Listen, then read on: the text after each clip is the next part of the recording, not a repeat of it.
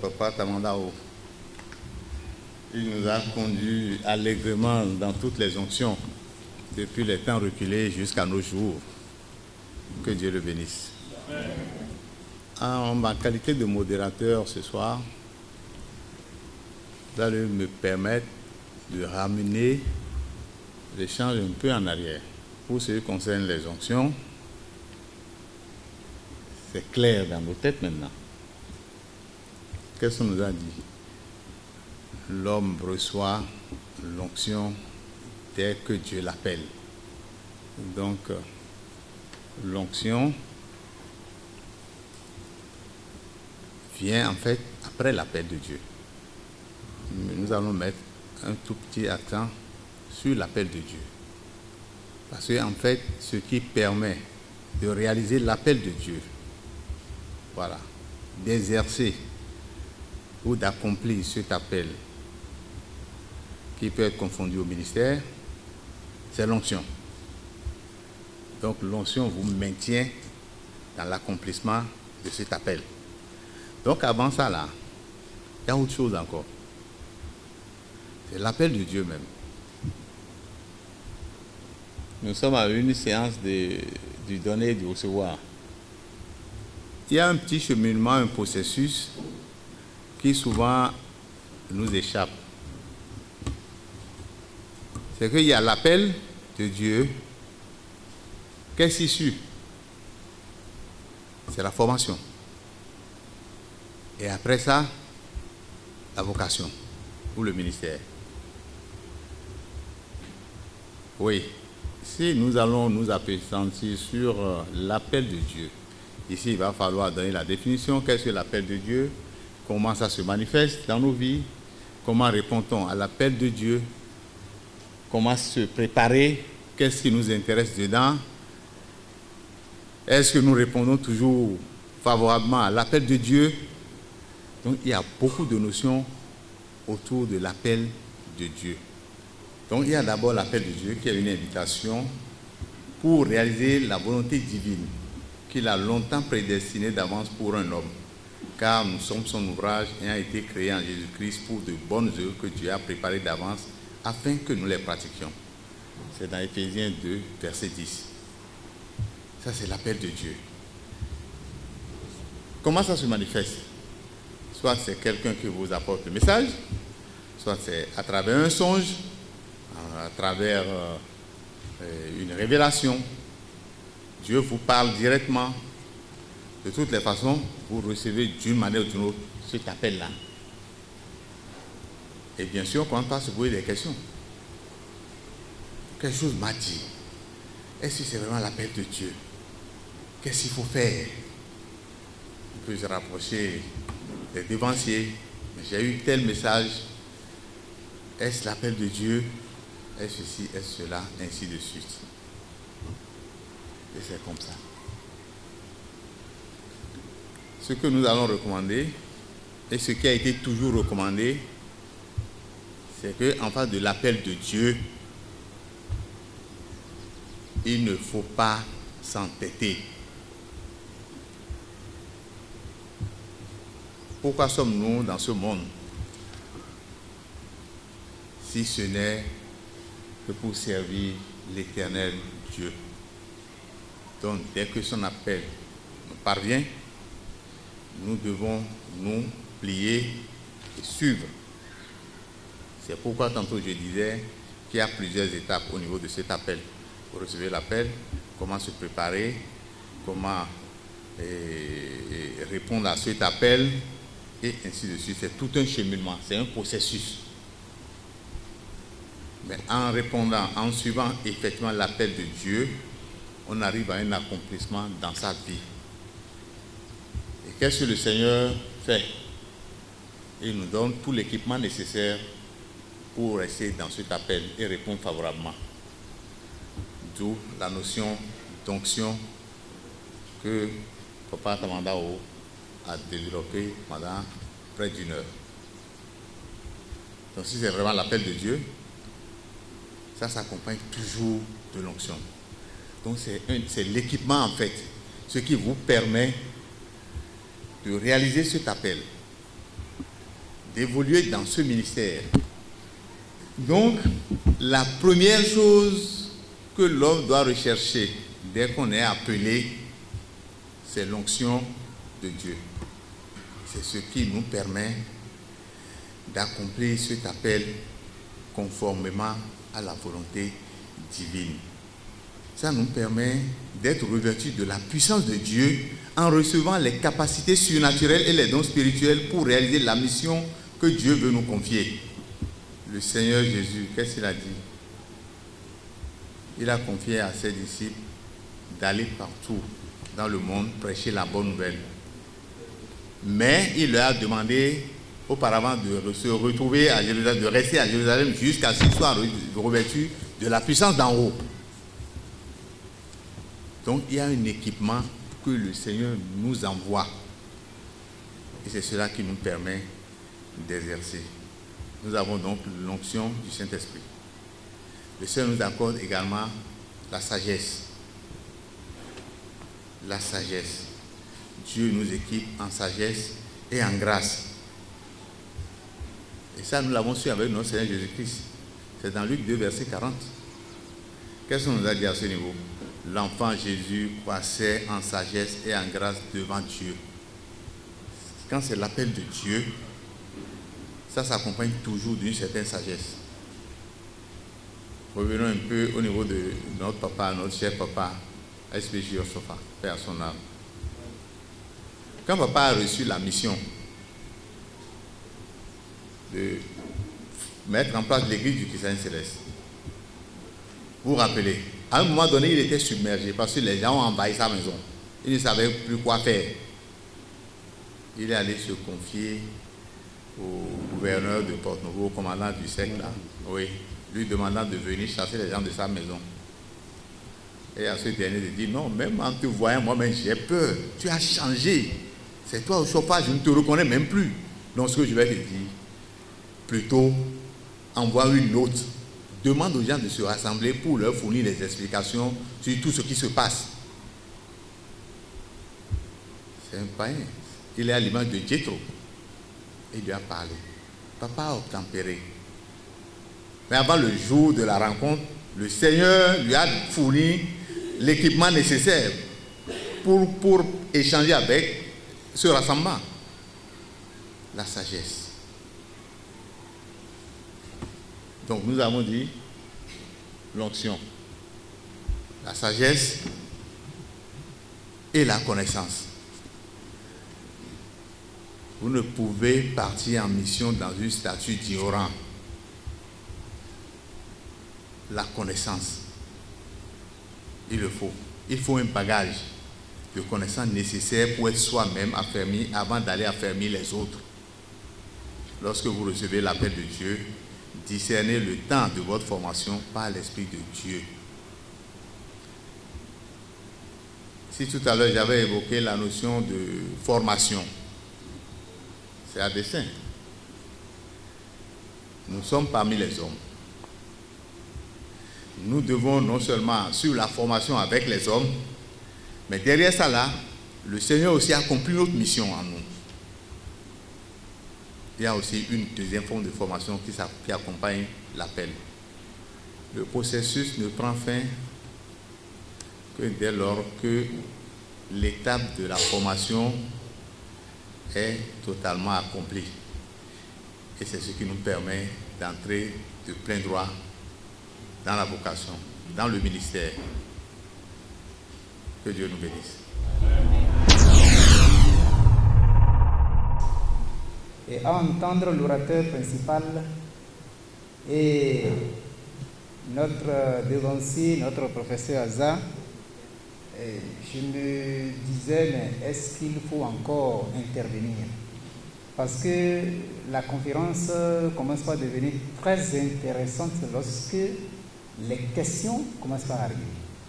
Néanmoins, nous allons accompagner en tant que modérateur, accompagner un tant soit peu l'orateur principal et puis le premier modérateur. Et nous allons rester juste sur le thème. L'homme reçoit l'onction sur sa vie dès que Dieu l'appelle.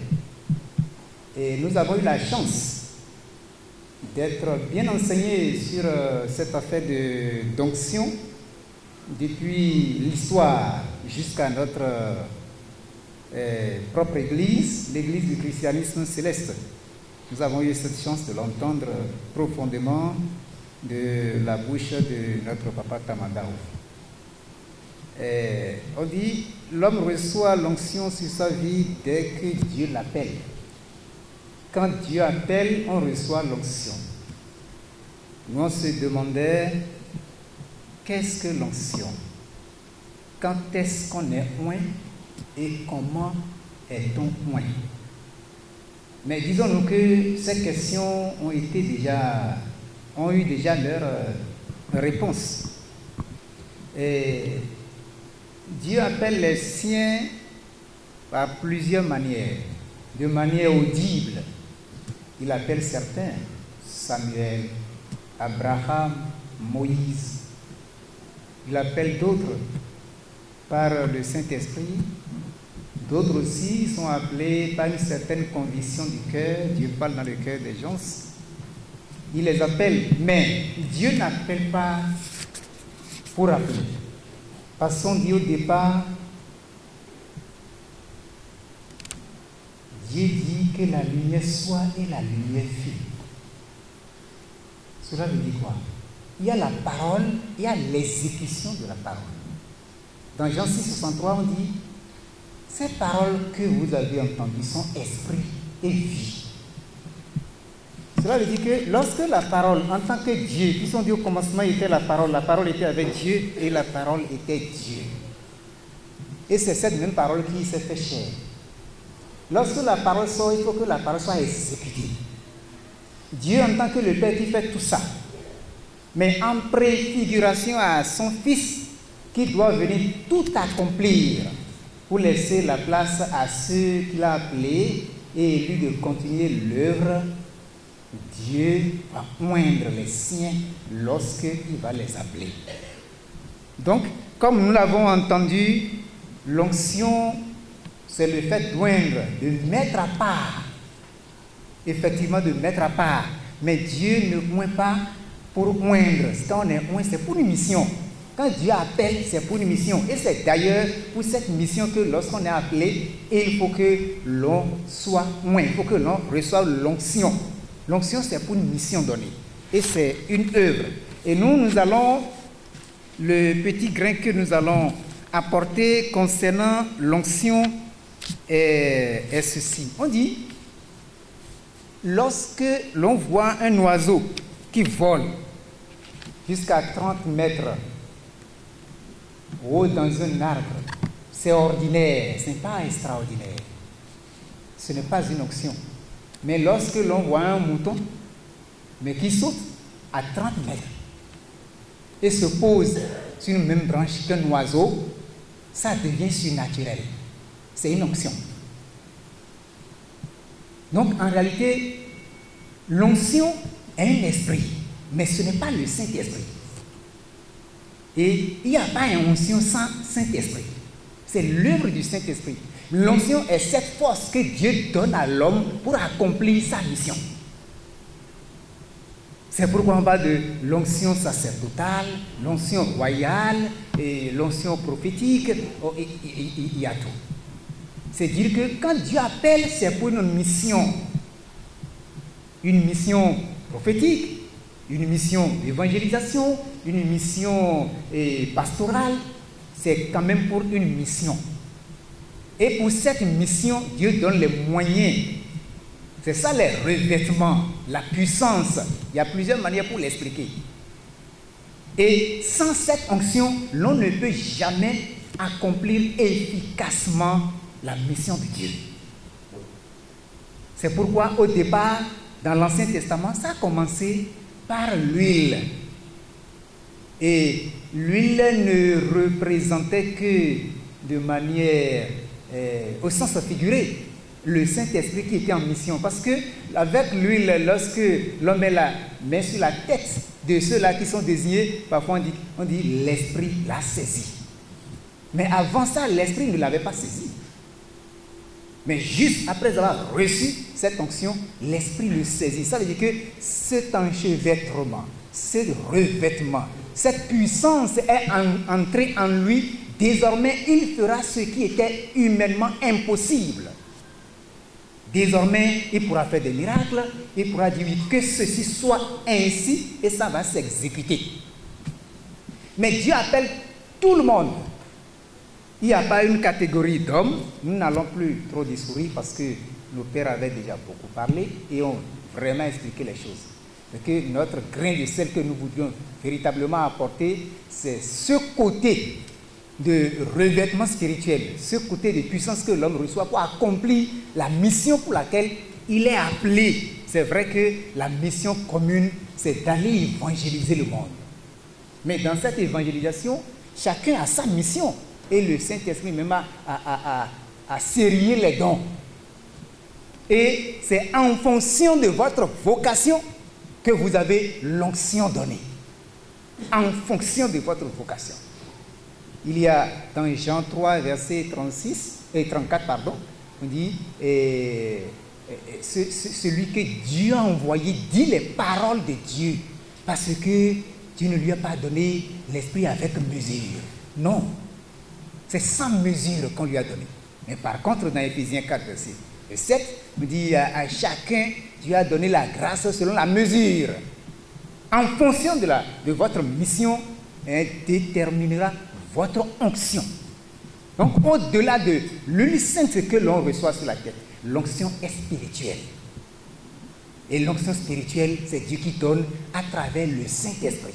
Et lorsqu'on obéit à Dieu, le reste, c'est comment dit-on, donner de l'ordre, mettre de l'ordre dans les choses, pour qu'on sache les anciennetés. C'est ça qui nous amène à prendre l'onction 2 ans, 3 ans, 2 ans, 3 ans.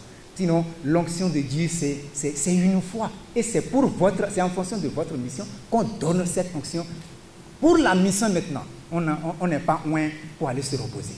Non, c'est pour aller travailler pour Dieu, afin que le royaume de Dieu soit rempli, afin de faire la volonté de Dieu. C'est surtout cela que nous voudrions apporter à tout ce que nos pères ont déjà dit. Je pense que peut-être dans les questions, nous allons pouvoir revenir. Merci beaucoup. Oshofa Prise TV. Tout pour la gloire de l'Éternel, Dieu de Oshofa. Croyant en Jésus-Christ, est-il un appelé de Dieu? Bon, Jésus-Christ a bien dit dans la Bible, en Jean 6, verset 44. On peut toujours lire pour la gouverne de tout le monde. Ça dit que nul ne peut venir à moi si le Père ne l'attire. Si quelqu'un est venu à Jésus-Christ, il est appelé. N'est-ce pas? Nous, on ne veut pas savoir par quel chemin il est venu. Mais Jésus-Christ l'a attiré, il est venu. Peut-on perdre son appel de Dieu par ricochet l'onction? Je vais vous faire encore, on va revenir sur la définition, les différenciations entre l'onction et l'appel. N'est-ce pas? Il faut être d'abord appelé par Dieu, connu par Dieu avant qu'il ne vous confie une mission. N'est-ce pas? L'onction, c'est d'abord le fait de confier qu'une mission soit confiée à l'individu. N'est-ce pas? Mais Dieu l'aurait déjà appelé, Dieu se serait déjà manifesté. Dieu se serait déjà manifesté à lui pour dire, moi, je te choisis. Ben, si vous prenez votre Bible en Jérémie chapitre 1, verset 5, ça dit que Jérémie, un pauvre paysan, éleveur, il n'était pas érudit, mais il a été choisi comme prophète des nations, parce qu'il a fait des révélations à toutes les nations de son temps. Et il a fait des révélations choquantes à des moments donnés, des révélations d'abord de précaution à un moment donné. Alors qu'il a été choisi, d'autres n'ont pas été choisis, mais lui, il a été choisi. Dieu s'est manifesté à lui, il dit, mais avant, il lui disait, même avant que je ne t'eusse créé dans les ventres de ta maman, je t'avais déjà consacré prophète des nations. N'est-ce pas? Donc, Dieu devait appeler avant de confier la mission. Tout naturellement, comme un individu, il faut connaître d'abord son ouvrier avant de lui confier la tâche qui lui reviendrait. Celui qui n'a pas reçu l'onction dans la mission et qui l'exerce, peut-il recevoir l'onction au cours de la mission?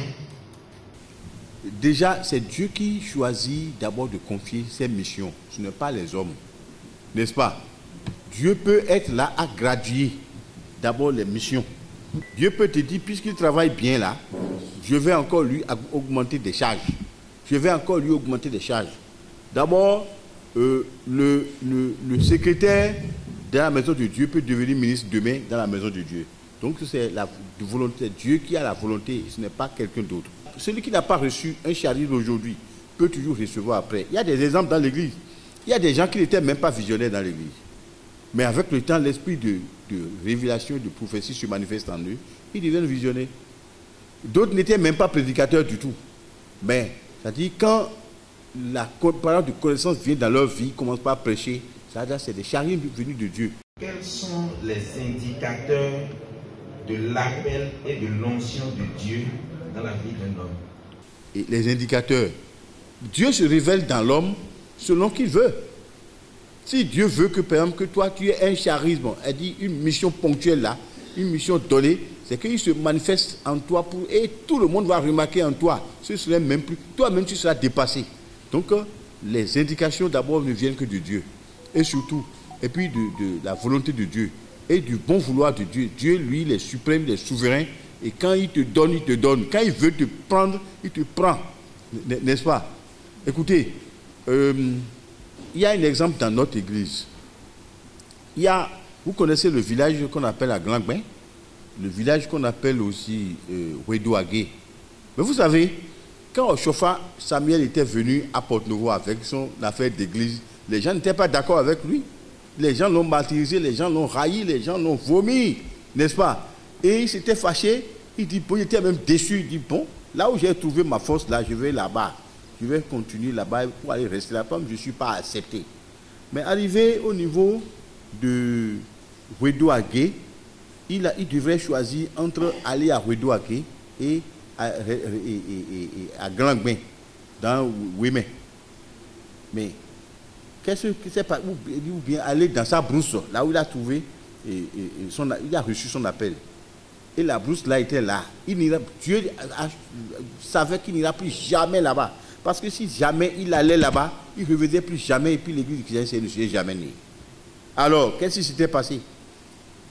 Il y avait l'ange de l'Éternel qui était venu lui barrer le chemin au niveau de Wedouagué et il a mis une croix devant lui. La croix est là. Hein? Et il dit, et il met une flèche maintenant et l'ange a écrit Tofi. Alors, Oshofa a compris et est allé chez les Tofins. Puisque les porte-nouveaux ne l'ont plus accepté parce que vraiment, c'était déjà un problème pour lui. Il était rejeté.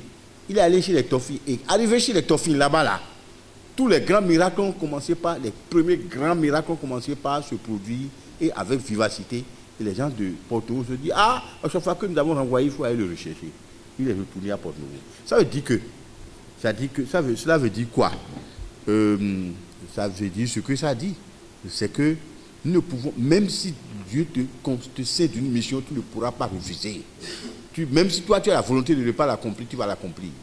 Ça, c'est un exemple. Vous connaissez tous l'histoire de Jonas, ça dit dans le ventre du poisson. Dieu avait choisi pour aller à Ninive. Il ne voulait pas aller. Il dit, ah, les gens de Ninive sont des méchants, ils sont mauvais, ils sont des criminels, moi je n'irai pas là-bas. Mais Dieu a envoyé le gros poisson, l'englouti, et puis du ventre du poisson, il a été vomi là-bas. Donc ça veut dire que si nous avons une mission de Dieu, nous avons une mission de Dieu. Nous ne pouvons pas accomplir à nous notre volonté. Quelle est la différence entre l'Esprit et le Saint-Esprit? Non, c'est dans d'abord l'indication que nous parlons de Saint-Esprit. Sinon, Dieu, lui, l'Esprit. Et c'est l'Esprit de Dieu. Vous savez, dans la Bible, vous prenez Genèse chapitre 1, verset 2, vous allez voir, ça dit que la terre était informe et vide. L'Esprit de l'Éternel se mouvait au niveau des abîmes. Et puis, quand l'Éternel a commencé à parler, il dit, bon, que le jour fut. Le jour a été, la terre fut, la terre a été, les arbres, et tout, le monde est créé par là. Donc, l'Esprit de Dieu, c'est l'Esprit de Dieu. Nous disons Saint-Esprit parce que il y a des esprits qui ne sont pas d'abord de Dieu dans le monde. Mais vous savez, dans Apocalypse chapitre 7, 12, verset 7, ça dit la première guerre qui a eu lieu aux yeux d'abord de l'univers, c'était une guerre spirituelle. N'est-ce pas? Satan a été précipité, mais il a été précipité d'abord dans l'abîme avec tous les esprits qui ne répondent plus de Dieu. Donc eux, ils sont aussi des esprits, n'est-ce pas? Mais ces esprits sont différents de l'esprit de Dieu. Mais nous autres, par indicatif, nous parlons de l'esprit de Dieu comme le Saint-Esprit. C'est le Saint-Esprit, c'est ça. Donc si vous cherchez la différence, c'est la différence. L'onction est un esprit, mais pas le Saint-Esprit. C'est pour différencier les choses. Parce que quand on commence par parler d'esprit et Saint-Esprit, commençant même par l'homme, il y a déjà des différences. L'esprit de l'homme, que nous appelons l'esprit humain, qu'on distingue par le E minuscule, c'est différent du Saint-Esprit. Et c'est d'ailleurs lors du salut que le Saint-Esprit pénètre l'homme qui a donné sa vie à Jésus, qui a cru en Jésus, pour que le Saint-Esprit allume son esprit humain. Et c'est là que nous avons la vie éternelle.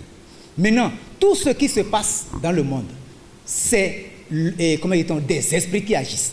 Certes, il faut distinguer les esprits qui sont en mission avec l'Éternel, des esprits qui sont en mission avec Satan. Le Saint-Esprit, c'est le patron, mais tout ce qui agit dans la spiritualité, c'est un esprit. Maintenant, lorsque je dis que ceci soit et cela s'accomplisse, c'est un esprit qui est en jeu. Mais tous ces esprits de Dieu-là, sous la puissance du Saint-Esprit. Ce n'est pas parce qu'on dit, papa, pasteur Achille Koupaki a construit une maison ici, et dans ce quartier, et que papa, pasteur Koupaki a missionné quelqu'un à Toba, que je vois sa maison et je dis que c'est papa Achille Koupaki ici. Non, bien que c'est son œuvre. C'est ce que nous voulons relever dans cette onction qui est l'enchevêtrement, l'équipement, la puissance, vous voyez, qu'il nous faut pour accomplir une mission donnée. Merci beaucoup. Je voudrais aussi qu'on revienne sur la portée des onctions dans le CC. Parce que, ce que j'ai pu comprendre du développement de papa, c'est que ça ne permet que de différencier les dons et montrer l'ancienneté des gens dans l'église. C'est ce que j'ai pu comprendre. Mais est-ce que c'est tout ça? Ça ne s'arrête qu'à ça, la portée spirituelle des onctions dans le CC. Donc en fait, cette onction-là, l'onction au niveau même de notre église, ça marque la maturité spirituelle. Ça marque la maturité spirituelle. Ça fait de toi plus grand, c'est l'élévation. L'onction que nous prenons dans notre église, est-ce que c'est quand le vénérable suprême prie pour le malade, il obtient guérison systématiquement. Le leader peut venir prier et le gars va dire je suis guéri. Donc vous voyez que c'est pas la même chose.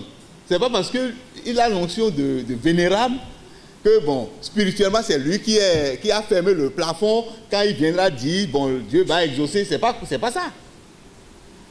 Mais au niveau des hommes, dans la société, dans l'assemblée de Dieu, c'est celui-là qui est le senior. Le leader qui vient de prier tout à l'heure, peut-être que quelqu'un est ressuscité au nom de Jésus-Christ.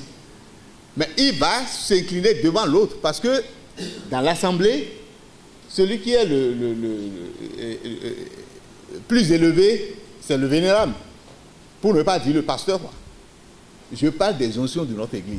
Mais les onctions que nous prenons, l'autre est déroteur, l'autre est assistant leader, l'autre est leader, après ainsi de suite, évangéliste, supérieur, tout ça là. Mais pourquoi? Parce que notre Dieu n'est pas un Dieu de désordre. Là où il y a rassemblement des hommes, là il y a le peuple de Dieu, il faut qu'il y ait un ordre. Et ben c'est comme ça. On ne te donne pas l'onction de vénérable suprême évangéliste pour pouvoir guérir les gens au nom de Jésus. C'est pas ça qui guérit. C'est pour marquer ta dignité au niveau de l'assemblée, pour montrer à quel niveau tu te trouves. Et demain, il faut faire un tour à Porte-Nouveau, vous allez comprendre encore plus. Mais c'est comme ça. Mais quand il s'agira d'opérer des miracles au nom de Jésus, ce n'est pas parce que je suis vénérable, ce n'est pas parce que je suis leader. Non. Et ça, là, ça ne se voit pas. Ça, c'est l'onction divine. Ça, c'est l'onction du Seigneur Jésus-Christ. Ça ne se voit pas à l'œil nu. L'onction est-elle accessible à tous les chrétiens? Non, mais c'est Dieu qui choisit les rôles aux gens. Ce n'est pas les individus qui disent, bon, moi, j'ai droit à ça. Non. C'est Dieu. Si Dieu veut te faire de toi un roturier, fais de toi le roturier. S'il veut faire de toi le roi, tu seras roi.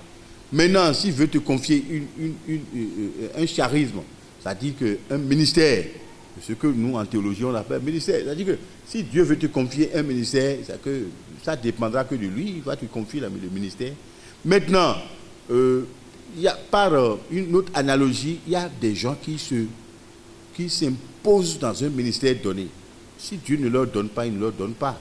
C'est-à-dire ils vont flécher à côté et ils ne réussiront pas ce ministère-là. Si ce n'est pas esprit d'ambition ou esprit de dispute ou bien esprit de ceci ou esprit de cela qui disent bon, moi aussi je suis apôtre. Mais moi je profite de l'occasion. Il y a tellement de pasteurs autoproclamés dans notre église. Moi je les appelle, ils n'ont aucun esprit de pastorat en eux. Personne ne l'a dit. Dieu n'a jamais reconnu en eux des pasteurs de cette église-là. Ça c'est au passage que je le dis. Il y a des gens qui disent moi je veux tel grade dans l'église. Mais si Dieu ne te donne pas et que tu t'autoprogrammes dans ces grades-là, c'est-à-dire ça ne te va rien te rapporter. Les fruits de l'esprit ne vont pas pleuvoir de cette disposition unilatérale que toi, en tant qu'individu, tu te serais attribué. Tous les chrétiens peuvent être oints. Quand vous allez dans l'église catholique, par exemple, après le baptême, vous recevez la confirmation. La confirmation, c'est quoi? L'évêque vient et il vous oint d'huile. Vous êtes oint ou vous n'êtes pas oint? On est oint. D'accord. Mais moi, quand je retenais ce thème-là, je voudrais parler des onctions spéciales. Ce n'est pas une onction. Bon, on peut oindre un malade pour qu'il guérisse. On peut oindre un roi, un prophète. Mais les onctions spéciales, comme celles que Abraham a reçues, comme celles que Moïse a reçues, et il a parlé de visitation, je suis d'accord avec lui, son onction-là, il a reçu quand il a entendu la voix l'appeler de la fournaise ardente. Et c'est là que lui, il a reçu son onction. Et le frère Aza dit qu'il faut se préparer. Il était en préparation auprès de son beau-père, Jéthro. N'est-ce pas? Il était en train de se préparer auprès de son beau-père, Jéthro, quand il a reçu l'onction. Donc c'est pour ça que je suis aussi d'accord avec lui. N'allez pas clamer partout, vous avez reçu l'onction. Non, non, non, non. Ça ne se clame pas, mais ça se vit. D'accord? Regardez comment Élisée a reçu son onction. Il a demandé à Élie, son maître, donne-moi une double portion de l'esprit qu'il y a sur toi. Il dit, si tu peux me voir pendant que je vais être enlevé, ça va se réaliser. Et qu'est-ce qu'il a fait? Pendant que son maître s'en allait, son manteau est tombé. Il a pris. Et du coup, il était oint. Est-ce que nous sommes d'accord? Quand on appelait Samuel, lui-même, il n'avait pas compris que c'était un appel. On l'a appelé une fois.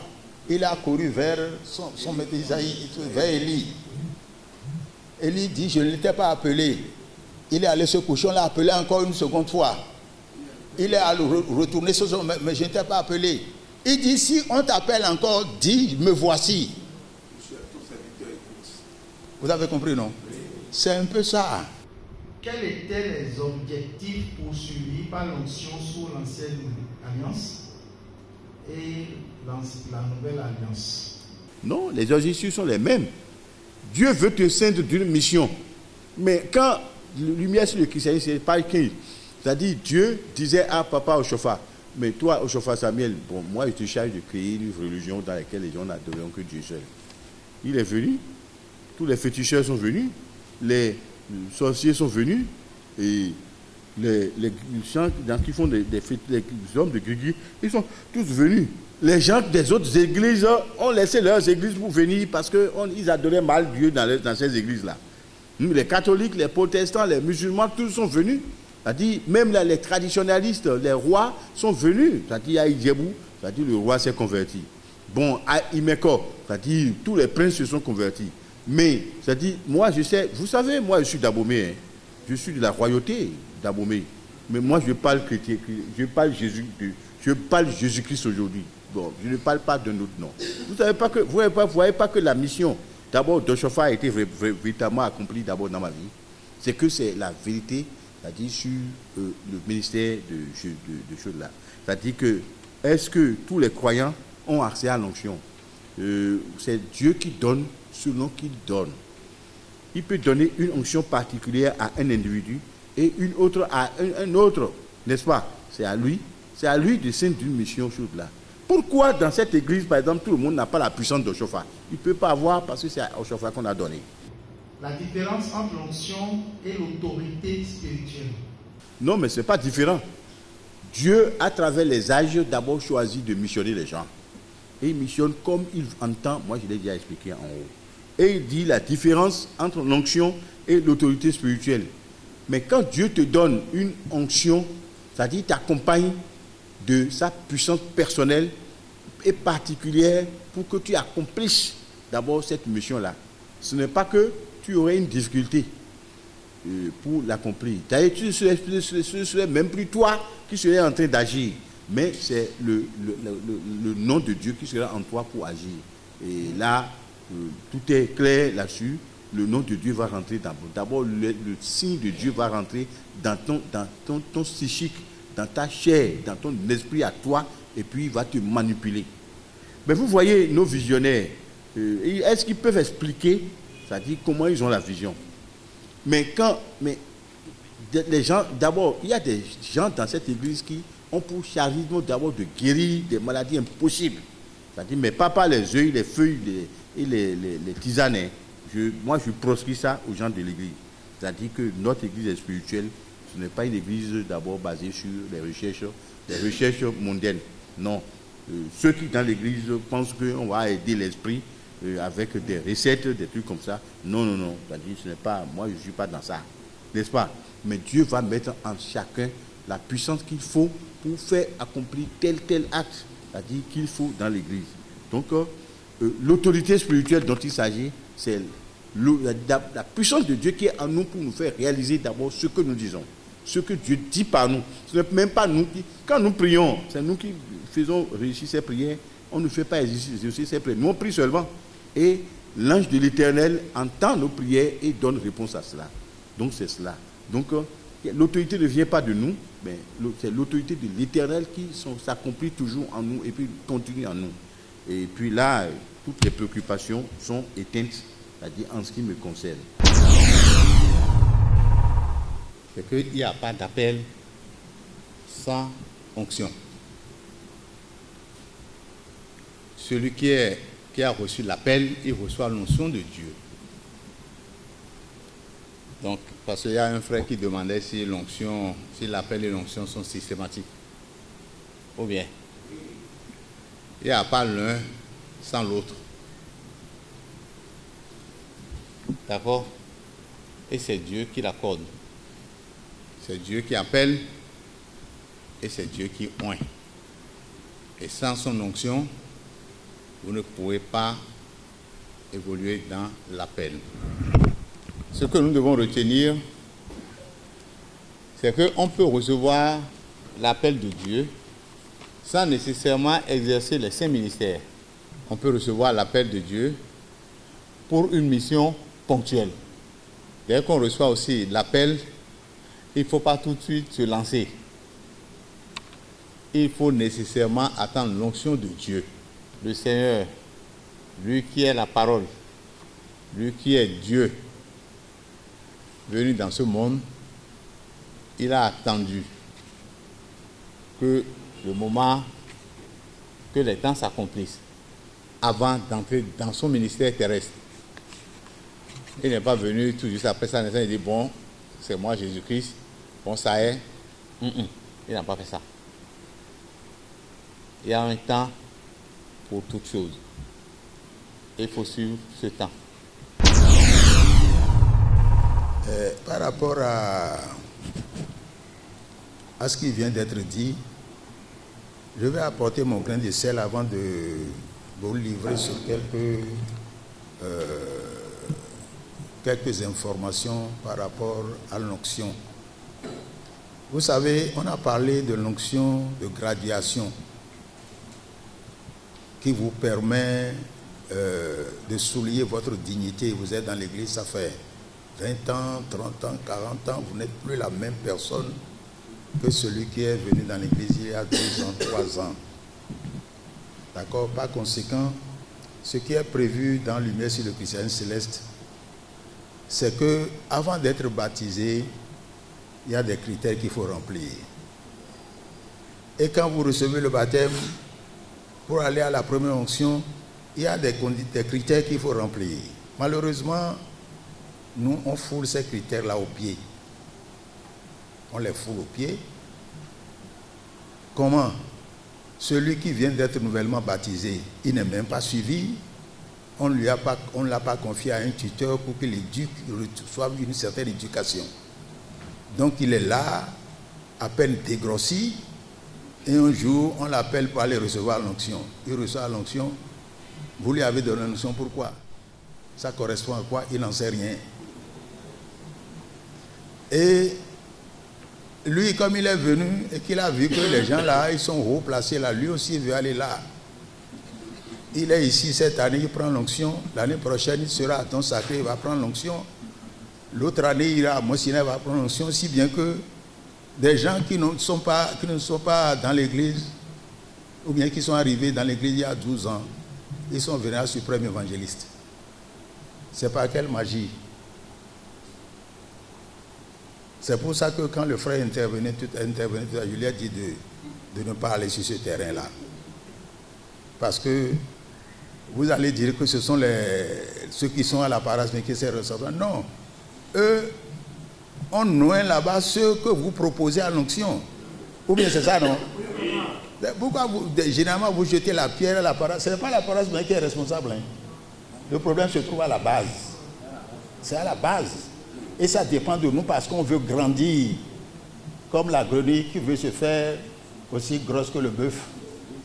C'est ça, non? Mais c'est ça. Ne jetez jamais la pierre.